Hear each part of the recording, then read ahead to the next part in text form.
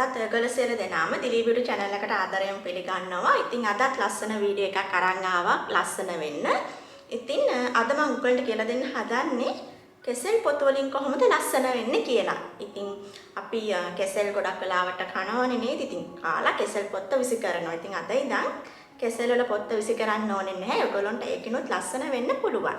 ඉතින් කෙසෙල් කියන්නේ ගොඩක් හොඳ දෙයක් අපේ හැමට. ඉතින් ට්‍රීට්මන්ට් එක කරන ගම කෙසෙල් වල තියෙන ගුණ මොනවද කියලාත් අපි බලමු.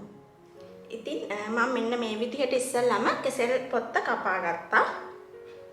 ඉදුණ කෙසෙල් තමයි ගන්න ඕනි. මේ විදිහට කපා ගන්න පුළුවන්. ඊට පස්සේ මම ඔයගොල්ලන්ට මේ ට්‍රීට්මන්ට් එක කරන්න කලින් මූණට පොට්ටක් තෙමා ගන්න ඕනි. ඉතින් මම වතුර පොට්ටක් මේ විදිහට මූණට ස්ප්‍රේ කරගන්නවා. ඊට පස්සේ මේ විදිහට කෙසෙල් පොත් අරගෙන පුළුවන් ඔයගොල්ලන්ට මූණේ ඇප්ලයි කරන්න.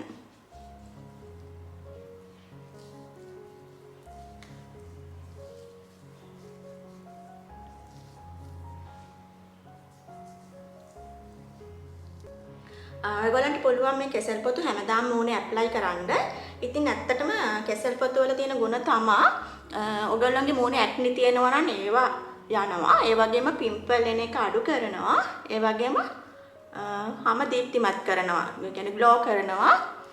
ඉතින් ගොඩක් හොඳයි කෙසෙල් පොතු මූණේ ඇප්ලයි කරනවා නම් හැමදාම ඔයගොල්ලන්ට හොඳ ප්‍රතිඵල ගන්න පුළුවන්. ඒ වගේම මේ ඇස් යට එහෙම හොඳට මේ ඇප්ලයි කරන්න. මොකද ඇස් යට තියෙන කළු ගතිය උනත් යනවා. අර මූණේ තියෙන මේ අඳුරුභාවය සමහර ලාවට අවුවට පිච්චිලා හැම තියෙනවනේ. අර ඒ ගතිය නැති වෙලා යනවා. ඉතින් හැමදාම කරන්න. ඉතින් කෙසෙල් සාමාන්‍යයෙන් අපේ ගෙවල් වල විතරම තියෙනවා. ඉතින් ඔයගොල්ලන්ට හැමදාම කෙසෙල් ගෙඩිය කාලා ඒකේ පොත්ත මූණේ ආලේප කරන්න පුළුවන්.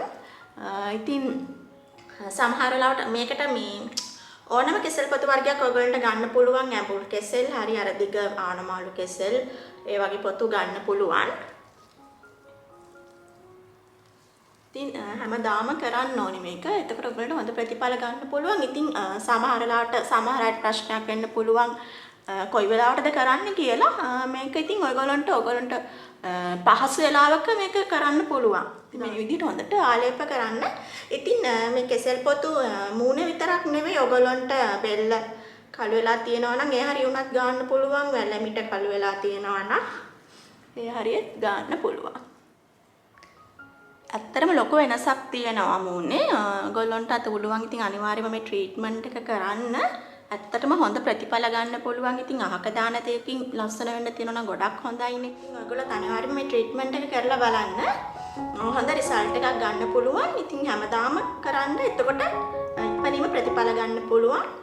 ඉතින් ඇත්තටම දැන් අද කාලේ ෆේෂියල් එකක් කරන එක ලංකාවේ පොඩ්ඩක් අමාරුයි. මොකද හැම දෙයක්ම ගණන් වැඩි නිසා. ඉතින් අහක දාන දෙයකින් ලස්සන වෙන්න පුළුවන්. ඉතින් ඒකයි මම කිව්වේ කෙසෙල් පොතු අද ඉඳන් විසි කරන්න එපා. මම මේ කියන විදිහට දිනපතා මේ ට්‍රීට්මන්ට් එක කරලා ඔයගොල්ලන්ට හොඳ ප්‍රතිඵල ගන්න පුළුවන්.